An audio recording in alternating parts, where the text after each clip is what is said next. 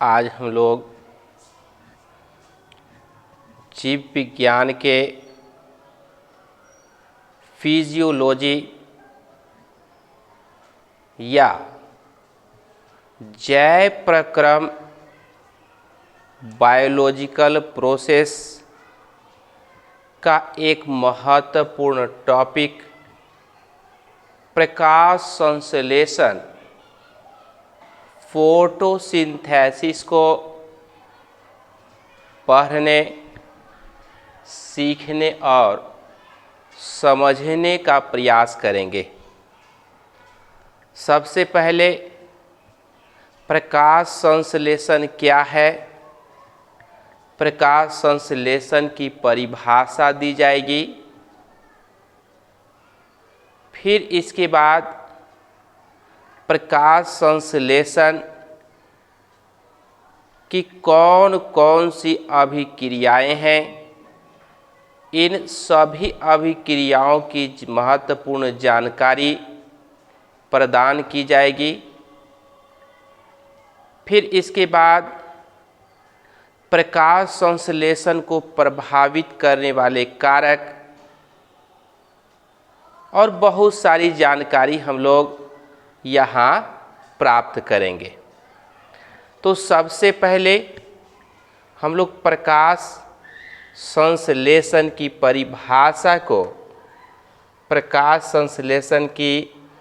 परिभाषा को जानने का प्रयास करें। जैसा कि आप देख रहे हैं, संश्लेषण मतलब बनाना, किसमें? प्रकाश में। तो परिभाषा है, प्रकाश संश्लेषण एक प्रकार की जैविक विधि है जिसके अंतर्गत हरे पौधे जल, मिट्टी से जल तथा खनिज लवण, वायु से कार्बन डाइऑक्साइड, पत्ती में उपस्थित पर्णहरिम या क्लोरोफिल की सहायता से सूरज के प्रकाश की उपस्थिति में प्रकाश ऊर्जा का रूपांतरण रासायनिक ऊर्जा के रूप में करता है, अर्थात ग्लूकोज के रूप में अपने भोजन का निर्माण करता है। इसी क्रिया को हम लोग प्रकाश संश्लेषण कहते हैं। प्रकाश संश्लेषण एक प्रकार की जैविक विधि है जिसके अंतर्गत सभी हरे पौधे सूरज के प्रकाश की उपस्थिति में प्रकाश ऊर्जा का रूपांतरण रासायनिक ऊर्जा के रूप में करते हैं। मिट्टी से जड़ के द्वारा जल तथा खनिज लवण का अवशोषण करते हैं। वायु में उपस्थित जो कार्बन डाइऑक्साइड है, इसका उपयोग किया जाता है। पत्ती में उपस्थित जो पर्णहरिम क्लोरोफिल है, इसका उपयोग किया जाता है। और जो सूरज के प्रकाश में सौर ऊर्जा है, सोलर एनर्जी है, उसका रूपांतरण रासायनिक ऊर्जा के रूप में किया जाता है।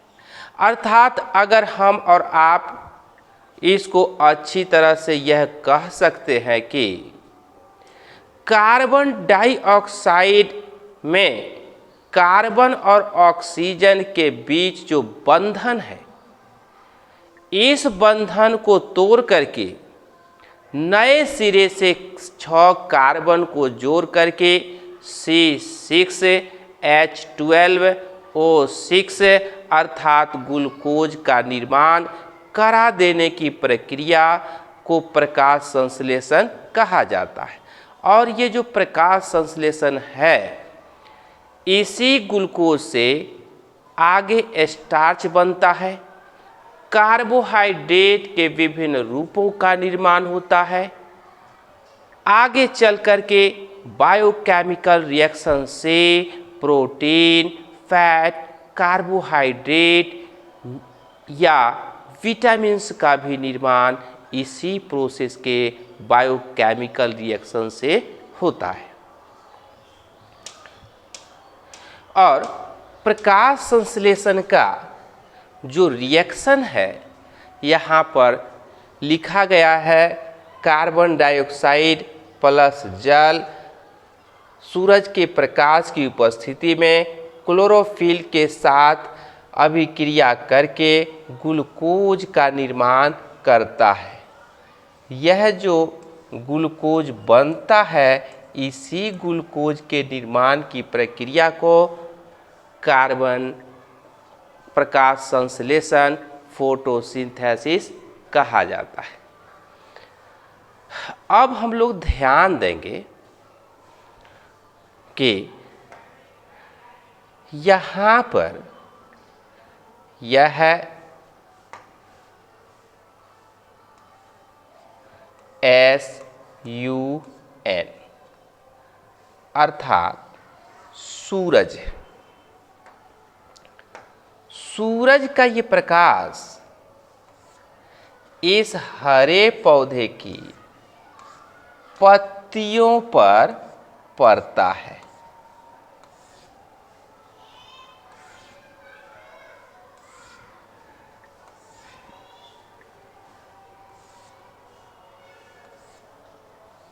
सूरज का प्रकाश हरे पौधे की पत्तियों पर पड़ता है।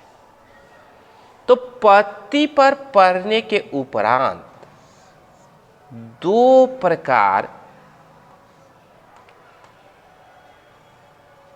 और यह तीन घटना घटित होती है। सूरज का प्रकाश जब पत्ती पर पड़ता है तो यहाँ पर तीन घटना दिखाई देती है। एक को हम लोग रिफ्लेक्शन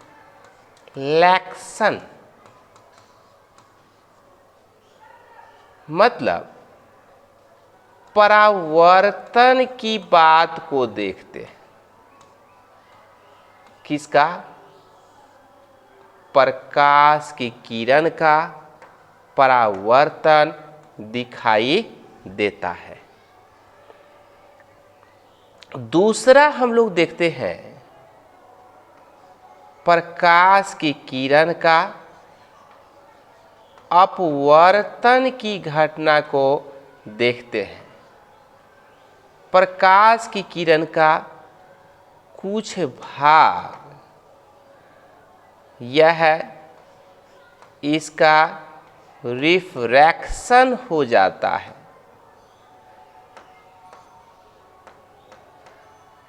इसका प्रकाश की किरण के कुछ भाग का अपवर्तन हो जाता है और प्रकाश की किरण के कुछ भाग का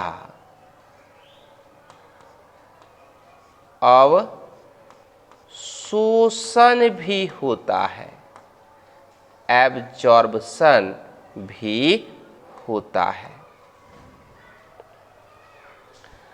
अब अवशोषण के उपरांत यह जो जड़ है, इस जड़ की सहायता से इसके अंदर पहुंचता रहता है जल प्लस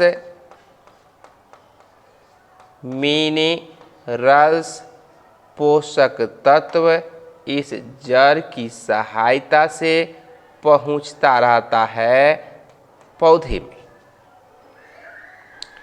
और इस पत्ती में जो है, यह पत्ती में उपस्थित है क्लोरोफिल। क्लोरोफिल उपस्थित है और इस वायु में है, वायु में कार्बन डाइऑक्साइड। तो इस तरह से हम कह सकते हैं कि इस पत्ती में क्या होता है? कार्बन डाइऑक्साइड प्लस H2O यह मिल करके बना लेता है C6H12O6। कुछ ऑक्सीजन भी बाहर निकलता है और कुछ जल के अणु भी बाहर निकलते हैं। अब यहाँ यह सनलाइट है और नीचे में पत्ती में उपस्थित क्लोरोफिल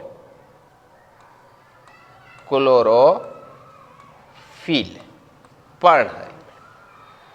तो इस प्रकार हम कह सकते हैं कि सभी हरे पौधे सूरज के प्रकाश की उपस्थिति में पत्ती में उपस्थित क्लोरोफिल, वायु में उपस्थित कार्बन डाइऑक्साइड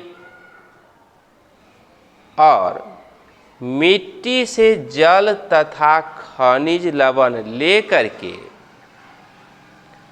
सूरज के प्रकाश की उपस्थिति में प्रकाश ऊर्जा का रूपांतरण, सोलर एनर्जी का रूपांतरण केमिकल एनर्जी के रूप में, रासायनिक ऊर्जा के रूप में करता है और इसी अभिक्रिया को हम लोग प्रकाश संश्लेषण फोटोसिंथेसिस कहते हैं।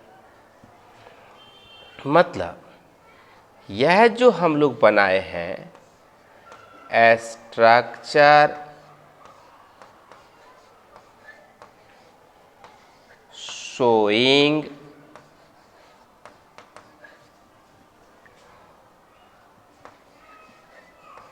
फोटोसिंथेसिस,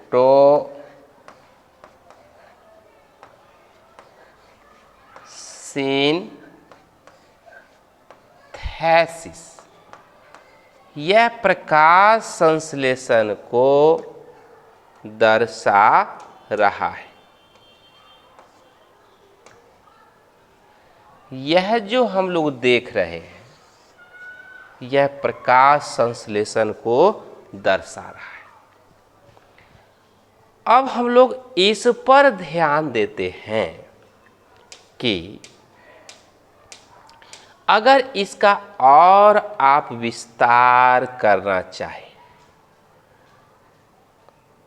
तो हम यह कह सकते हैं कि एक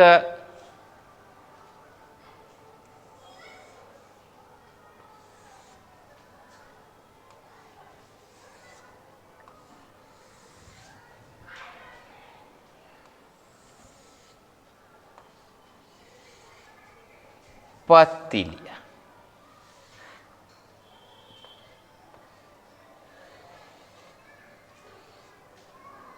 यह पत्ती है और इस पत्ती का यह मिड रिब है, मध्य सिरा है और इससे जो निकली होती है भेन निकली होती है।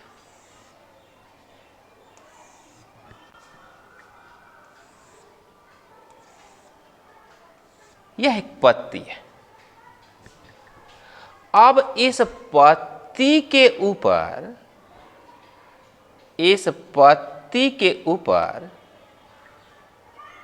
एक सूरज का प्रकाश आपतित होता है, इस पत्ती के ऊपर विभिन्न दिशाओं से सूरज का प्रकाश आपतित होता है। और आप जान ही रहे हैं, जैसा कि पहले भी बताया गया था, कि यह जो पत्ती है, यह पत्ती किसी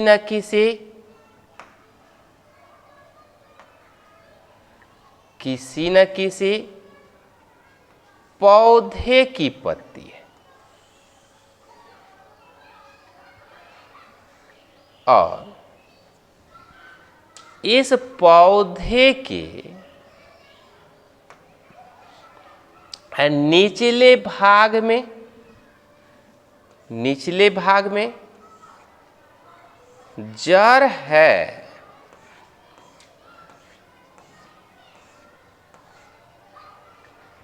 और यह जड़ में बहुत सारी शाखाएं होती है, और यही पतली पतली शाखा मिट्टी के अंदर जा करके क्या करती है, जल तथा खनिज लवण का, यह जल तथा मिनरल्स का अवशोषण करती है, और यही जल तथा खनिज लवण जड़ से पत्ती तक पहुंचता है। अब आप देख ही रहे हैं कि यह जो है नीचे की ओर जो पत्ती में आ रही है, सूरज का प्रकाश है, यह सनलाइट है, सूरज का प्रकाश है। अब इसमें बाहर से जो वायुमंडल में कार्बन डाइऑक्साइड है, यह प्रवेश कर रहा है।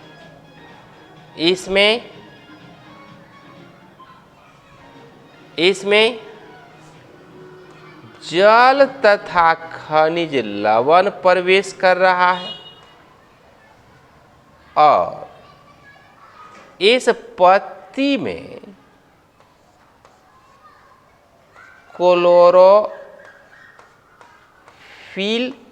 है। अब पत्ती में क्लोरोफिल है, तो इस प्रकार से हम देख सकते हैं कि C2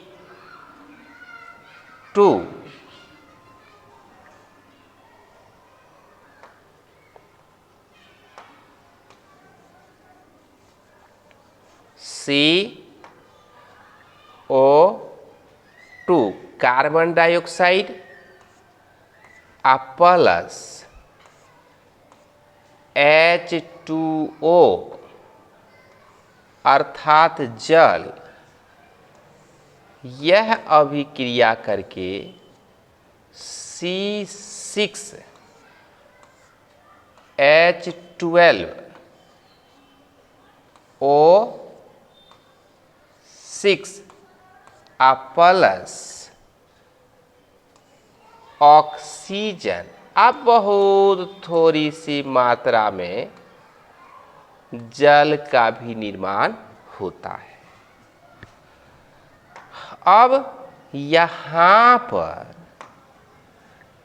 यह आया कौन चीज, सनलाइट आया, नीचे तो बताए ही है, पत्ती में क्लोरोफिल है, पर्णहरिम है, और यही जो बना इसकी सहायता से ग्लूकोज का निर्माण हुआ है। इसी को हम कहते हैं प्रकाश संश्लेषण, फोटोसिंथेसिस। अब ध्यान देंगे कि प्रकाश संश्लेषण की जो अभिक्रिया है,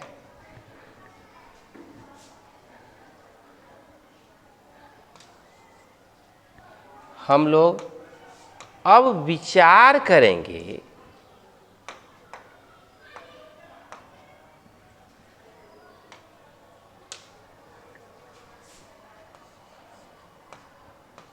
प्रकाश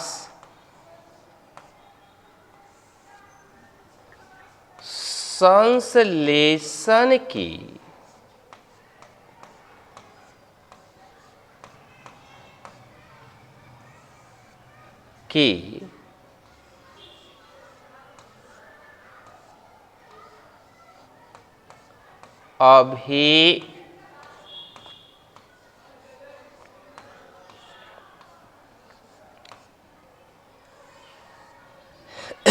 अभिक्रिया। तो प्रकाश संश्लेषण की दो अभिक्रिया है। पहली अभिक्रिया को प्रकाश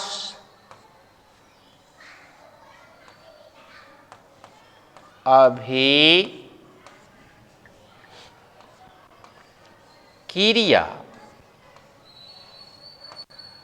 प्रकाश अभिक्रिया,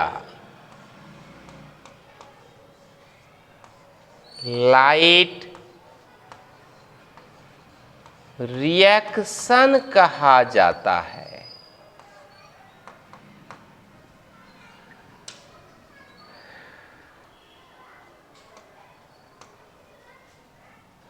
अर्थात प्रकाश संश्लेषण की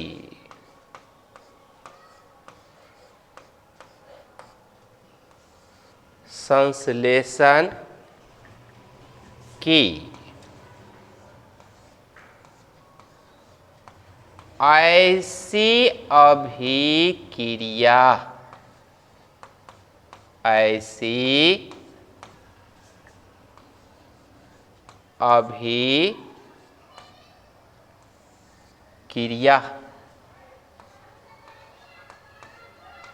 जिसमें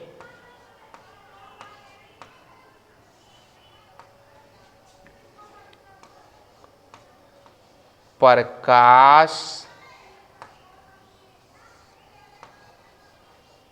की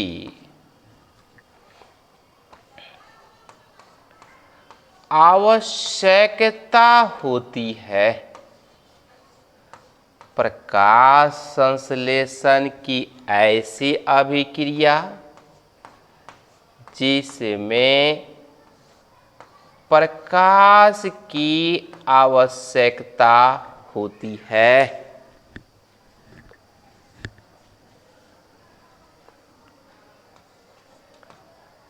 प्रकाश की उपस्थिति में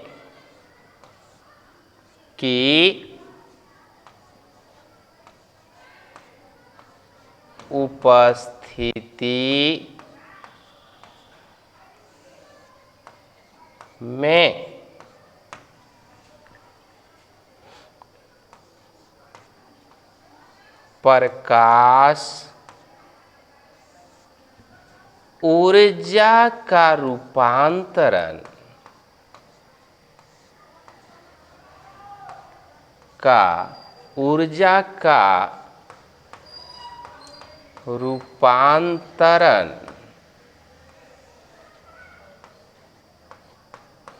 ग्लूकोज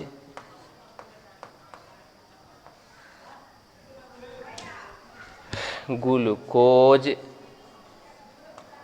के रूप में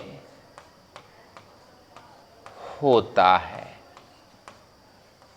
ग्लूकोज के रूप में होता है। प्रकाश अभिक्रिया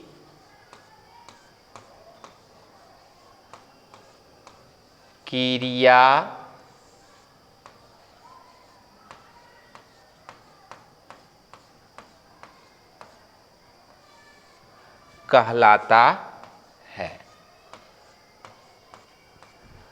मतलब प्रकाश संश्लेषण की ऐसी अभिक्रिया जो प्रकाश की उपस्थिति में होती है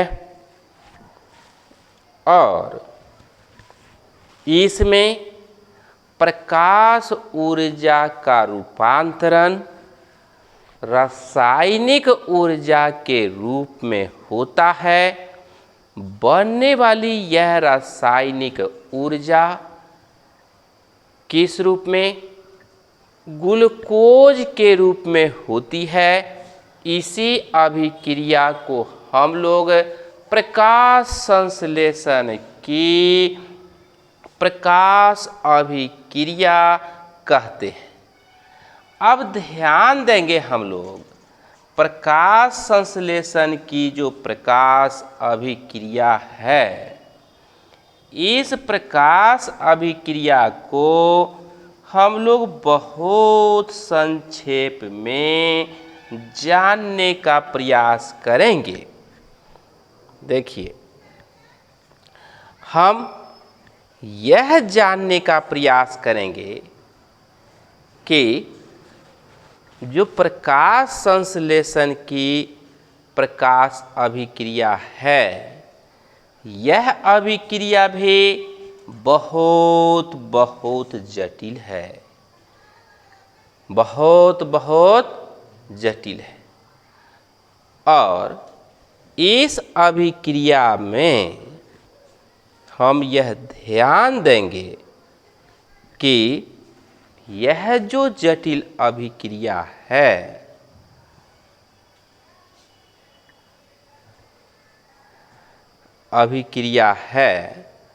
उस पर आप विचार करेंगे। तो इस तरह से हम देख सकते हैं कि प्रकाश संश्लेषण की प्रकाश अभिक्रिया कहाँ होती है, उस पर थोड़ा सा ध्यान दे दें। थोड़ा सा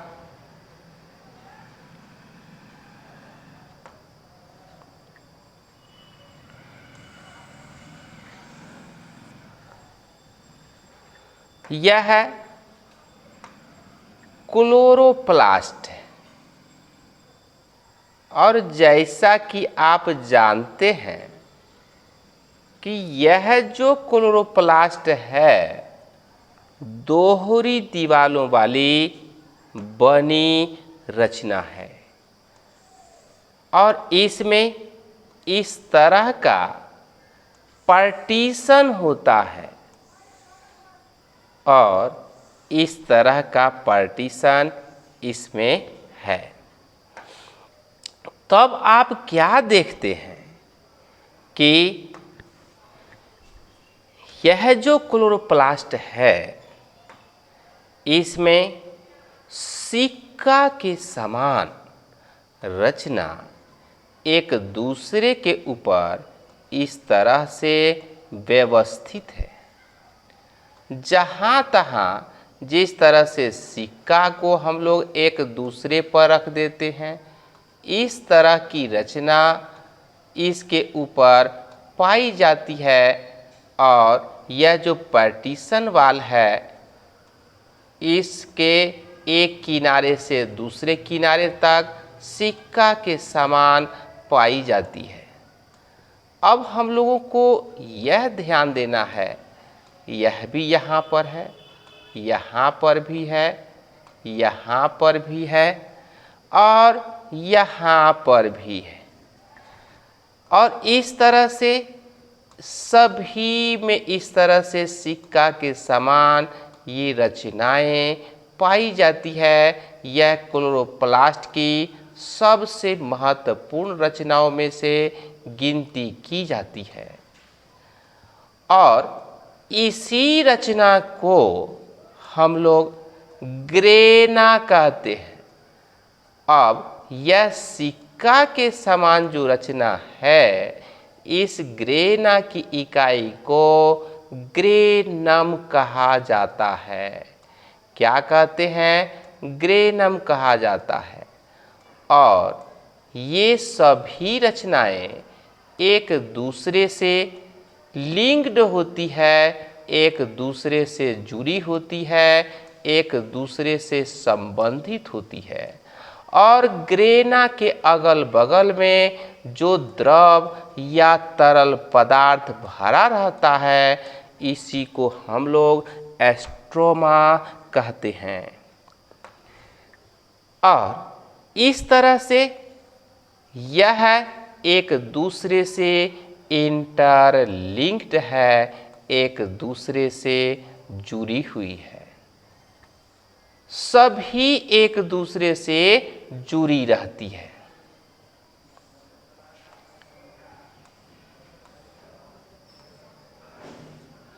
सभी रचनाएं एक दूसरे से जुड़ी रहती है। यहाँ भी जुड़ी है। तो इस तरह से हम यह कह सकते हैं कि यह जो है, यह दोनों वाल ऑफ क्लोरोप्लास्ट है। क्लोरोप्लास्ट है, क्लोरोप्लास्ट की दीवार है। और यह जो सिक्के के समान रचना आप देख रहे हैं, यह जो रचना आप देख रहे हैं, इसी को कहते हैं ग्रेना। इसी को ग्रेना कहा जाता है। और यहीं पर प्रकाश संश्लेषण की प्रकाश अभिक्रिया लाइट रिएक्शन होती है। प्रकाश संश्लेषण की प्रकाश अभिक्रिया होती है, अर्थात इसी ग्रेना के अंदर ग्लूकोज का निर्माण होता है। फिर आप देख रहे हैं कि इसके अंदर तरल पदार्थ भरा रहता है और इसी तरल पदार्थ को हम लोग एस्ट्रोमा कहते हैं। और इसके अंदर प्रकाश संश्लेषण की अंधकार अभिक्रिया डार्क रिएक्शन होती है। कौन सी अभिक्रिया? डार्क रिएक्शन होती है। तो अब जो ग्लूकोज प्रकाश अभिक्रिया में बना था, वही ग्लूकोज इस अंधकार की अभिक्रिया में, इस डार्क रिएक्शन में बन जाएगा कौन चीज? स्टार्च का निर्माण कर लेगा। स्टार्च का निर्माण कर लेगा। और इस अभिक्रिया के लिए, इस अभिक्रिया के लिए प्रकाश आवश्यक है। प्रकाश अभिक्रिया के लिए सूरज का प्रकाश होना अति आवश्यक है। लेकिन डार्क रिएक्शन के लिए प्रकाश की आवश्यकता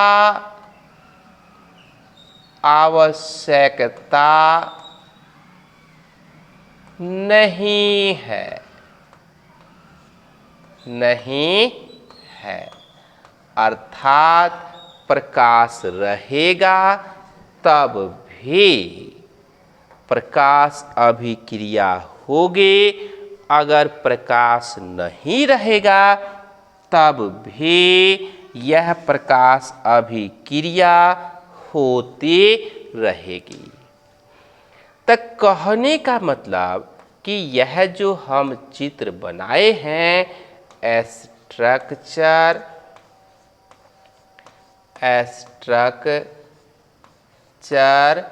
ऑफ किसका? क्लोरोप्लास्ट का चित्र बनाया गया है। और अगर आप अधिक प्रयास करेंगे तो इसमें हम कुछ रिएक्शन को भी लिख देते हैं। इस प्रकार से हम प्रकाश संश्लेषण की प्रकाश अभिक्रिया की बात करते हैं। अब हम बात करते हैं कि प्रकाश संश्लेषण की अंधकार अभिक्रिया की बात करते हैं। मतलब प्रकाश संश्लेषण की अंधकार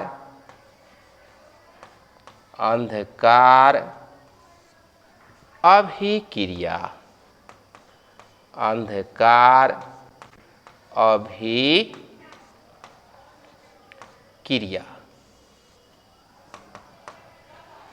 अर्थात प्रकाश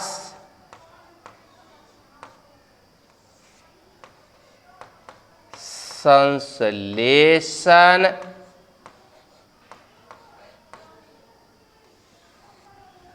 की ऐसी अभिक्रिया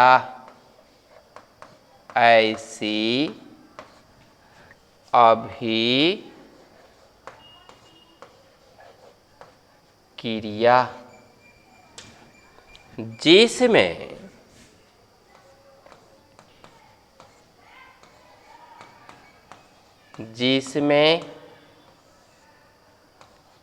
प्रकाश की आवश्यकता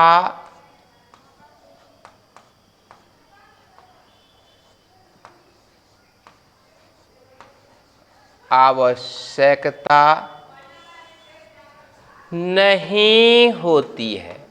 अर्थात प्रकाश रहेगा तब भी, प्रकाश नहीं रहेगा तब भी नहीं होती है। जो ग्लूकोज है, ग्लूकोज का रूपांतरण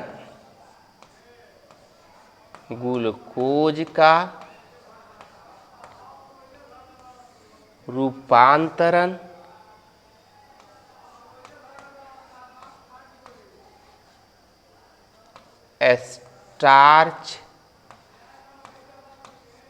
में होता है। ग्लूकोज का रूपांतरण स्टार्च में होता है। इस अभिक्रिया को प्रकाश संश्लेषण की अंधकार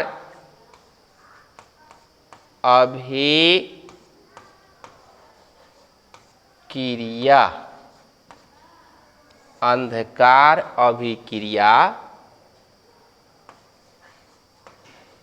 डार्क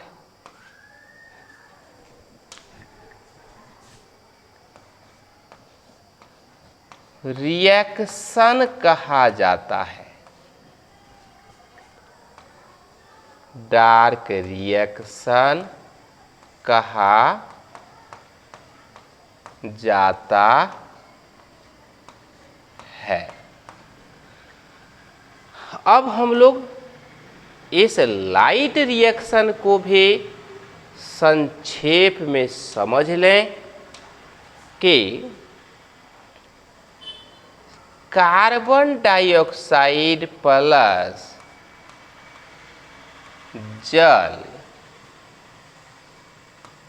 यह बनाएगा C6H12O6 plus O2 plus H2O। इसको संतुलित भी कर दें क्योंकि यहाँ जगह पर्याप्त है। तो इस तरह से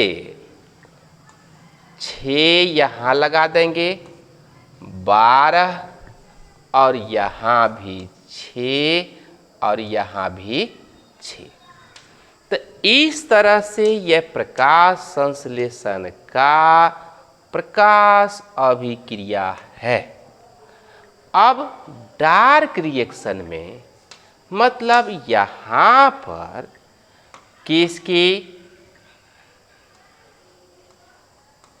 सनलाइट की आवश्यकता है और पत्ती में क्लोरोफिल की आवश्यकता है। लेकिन हम बात करते हैं डार्क रिएक्शन की बात करते हैं तो जो ग्लूकोज है नहीं, और यह ग्लूकोज कहाँ एस्ट्रोमा में किस में बदल जाएगा? स्टार्च में बदल जाएगा। स्टार्च में बदल जाएगा। और लाइट रिएक्शन कहाँ होगा? ग्रेना में होगा। और यह और इसके लिए नोट इसेंशियल कौन चीज? लाइट, प्रकाश इसके लिए आवश्यक नहीं है।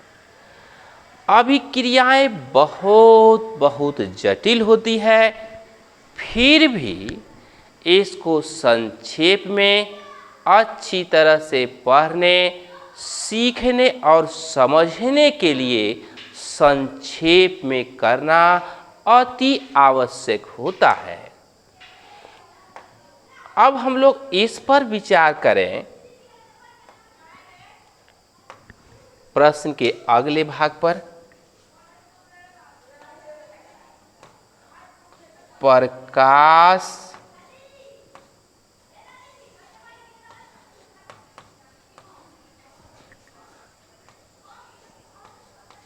संश्लेषण की दर को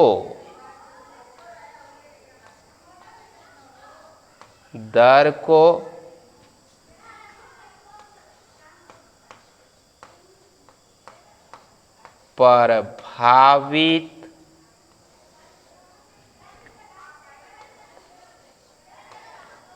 करने वाला कारक। प्रकाश संश्लेषण की दर को प्रभावित करने वाला कारक।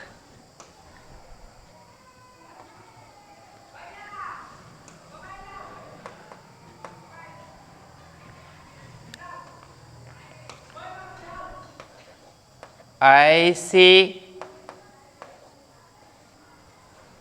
वे सभी कारक, वे सभी कारक जो प्रकाश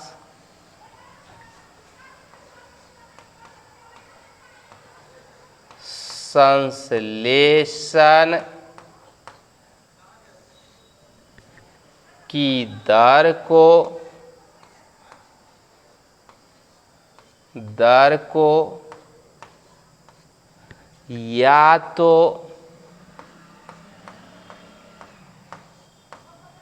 बढ़ा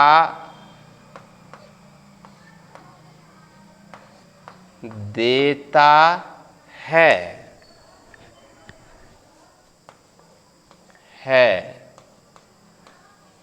या फिर घटा देता है। प्रकाश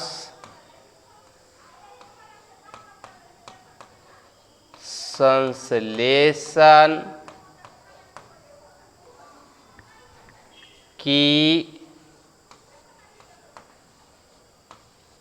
दर को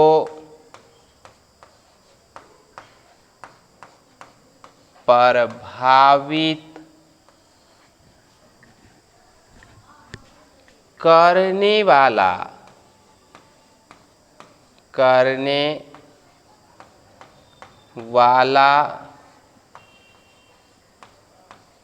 कारक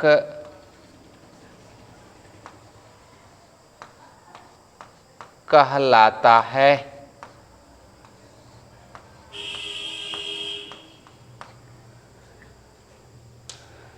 प्रकाश संश्लेषण की दर को प्रभावित करने वाला महत्वपूर्ण कारक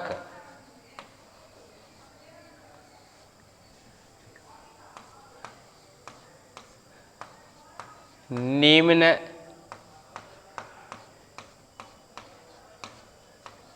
लिखित है। नंबर 1,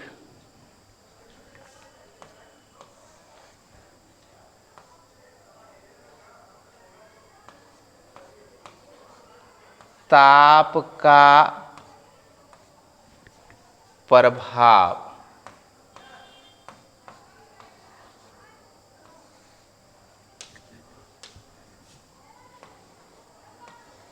दो, प्रकाश।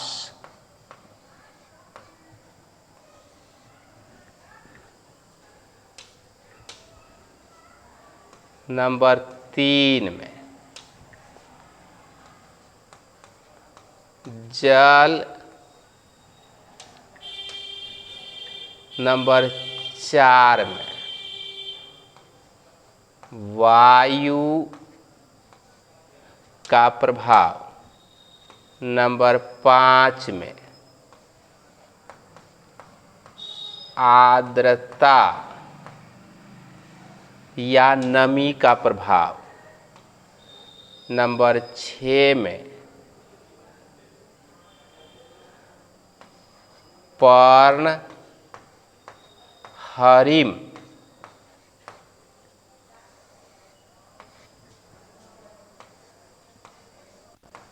क्लोरोफिल का प्रभाव। 7 में कार्बन डाइऑक्साइड का प्रभाव। 8 में आयु का प्रभाव, आयु का प्रभाव बहुत संक्षेप में जानते हैं।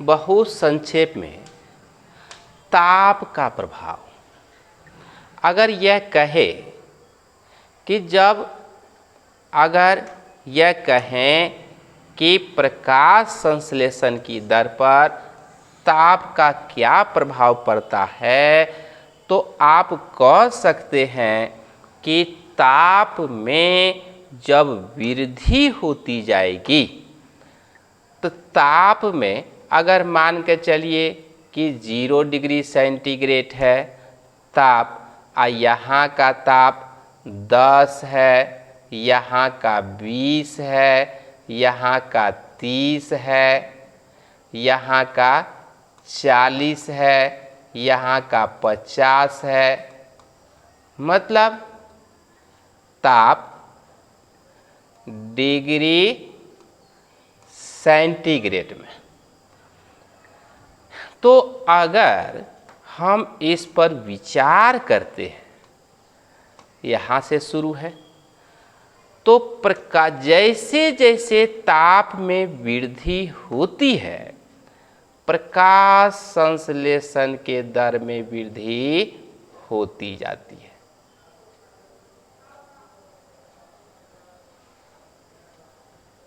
और जब ताप 35 डिग्री पार करता है तो प्रकाश संश्लेषण के दर में कमी होने लगती है, और जब 40 डिग्री पार करता है तो पत्तियाँ मौलाने लगती है, मुरझाने लगती है, और प्रकाश संश्लेषण का दर, प्रकाश संश्लेषण का रेट घट जाता है। अब हम बात करते हैं प्रकाश का प्रभाव में। इसमें आप देख रहे हैं प्रकाश का रंग, प्रकाश की अवधि,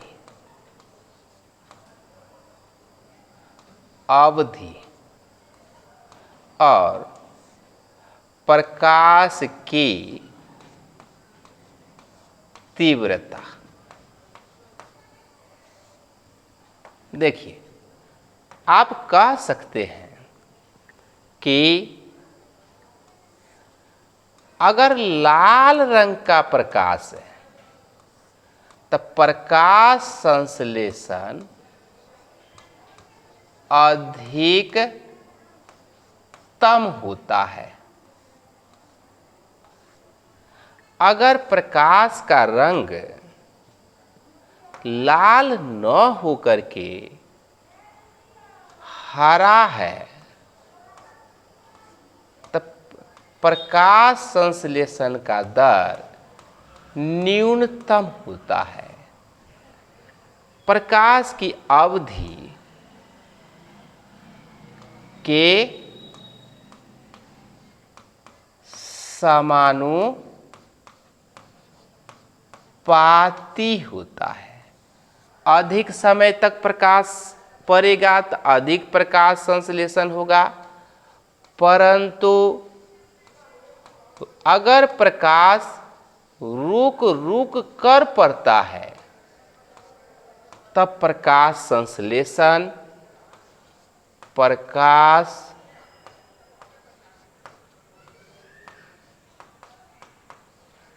संश्लेषण की दर अधिकतम होती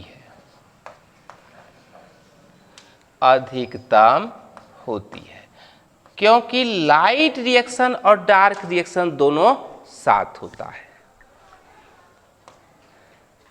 देखिए, प्रकाश संश्लेषण का दर तीव्रता प्रकाश की तीव्रता के समानुपाती होता है। कहाँ तक? जब ताप 0 से लेकर के 35 या 36 डिग्री सेंटीग्रेड तक होता है।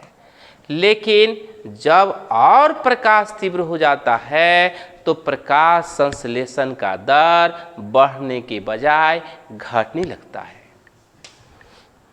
देखिए, जल की उपयुक्त मात्रा, जल की उपयुक्त मात्रा प्रकाश संश्लेषण के दर को बढ़ा देती है।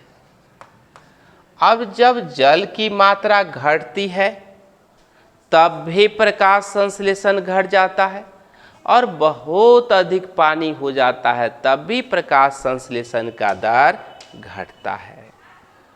वायु से प्रकाश संश्लेषण के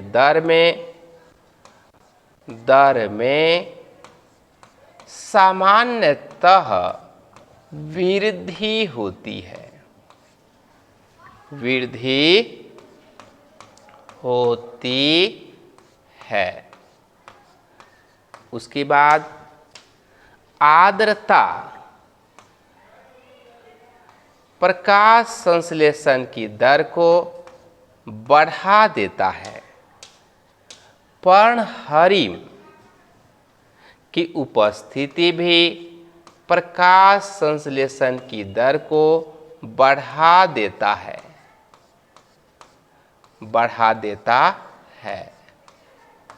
उसके बाद कार्बन डाइऑक्साइड की मात्रा भी प्रकाश संश्लेषण की दर को बढ़ा देता है। आयु का प्रभाव, मतलब आयु बढ़ने के साथ साथ, आयु बढ़ने के साथ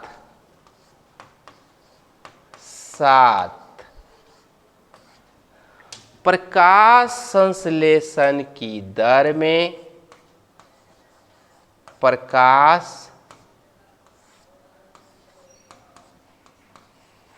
संश्लेषण की दर में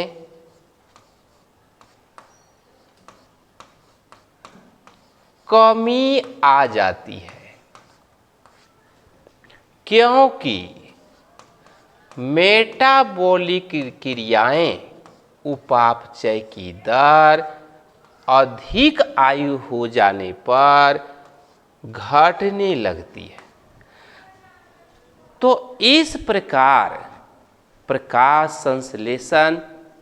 संश्लेषण की दर को प्रभावित करने वाला और अधिकांश प्रश्नों के जवाब की जानकारी हम लोग संक्षेप में लिए, और आशा और विश्वास के साथ कहा जाना चाहिए आप तत्परता से इसका अध्ययन करेंगे तो प्रकाश संश्लेषण में आप अपनी स्थिति को मजबूत कर सकते हैं, और वीडियो का बार बार देखने से आप अपने अध्ययन को उच्च सीमा तक पहुंचा सकते हैं। धन्यवाद।